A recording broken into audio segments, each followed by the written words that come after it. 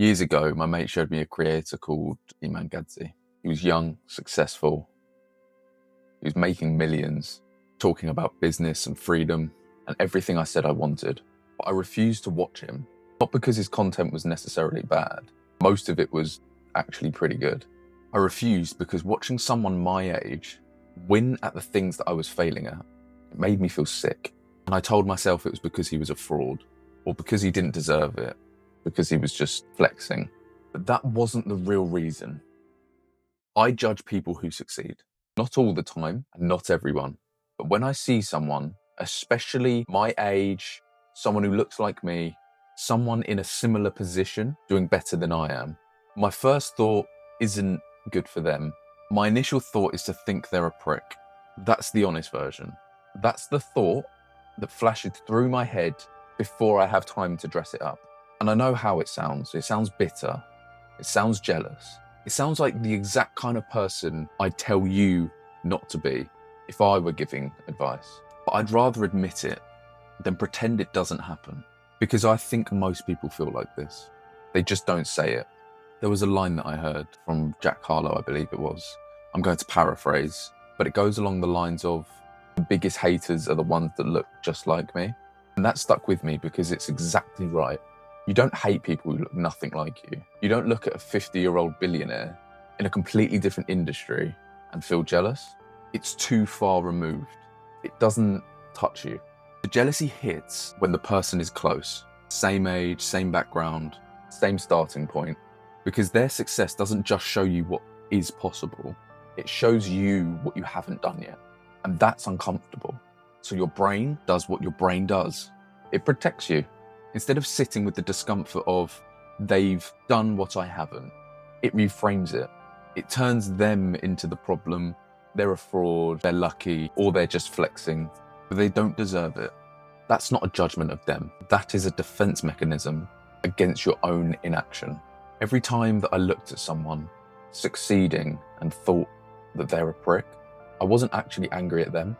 I was angry at myself for not being there yet. They were just an easier target. Here's what makes it worse. In the last episode, I talked about 3 types of people who react when you start changing. The first group, they pull away. They judge your growth because it makes them feel uncomfortable about their own lack of it. I've been that person. I've been in group 1. While I was making a whole video about people who judge you for changing, I was doing the exact same thing to people who are further ahead than I was, just quietly, just inside my head, never out loud. And that's the version most people won't admit, because it's easier to talk about the haters when you're the one being hated on. It's a lot harder to admit that you are the hater sometimes. Not publicly, not in the comments or to their face, but in the quiet thoughts that you have when you see someone winning, when you scroll past without liking, the eye roll, and the instant dismissal, the must be nice. If you've ever done that, you already know exactly what I'm talking about. The problem with judging people isn't that it's morally wrong, although probably it is. The real problem is what it does to you. Every time that you dismiss someone because they're successful, you're training your brain to see success as something to resent rather than chase. You're associating winning with being a prick. And if winning makes you a prick, in your own mind, why would you ever let yourself win? You start self-sabotaging without realizing it. You don't fully commit because part of you has decided that people who go all in are the kind of people that you judge, and you don't want to become someone that you judge. But that's the trap. The jealousy doesn't affect how you see other people. It affects how you see the version of yourself that you're trying to become.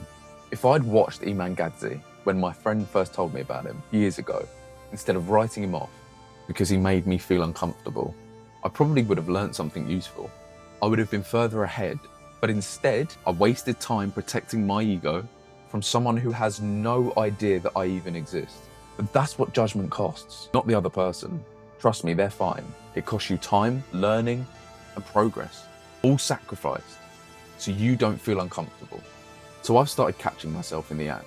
It's not a big system. It's not meditation practice or journal exercise. It's literally just noticing the thought and correcting it in real time. Someone posts a win, my first reaction is still that flash, the dismissal, the eye roll. But now, instead of letting it sit, I stop and ask myself one question: is that where I want to be?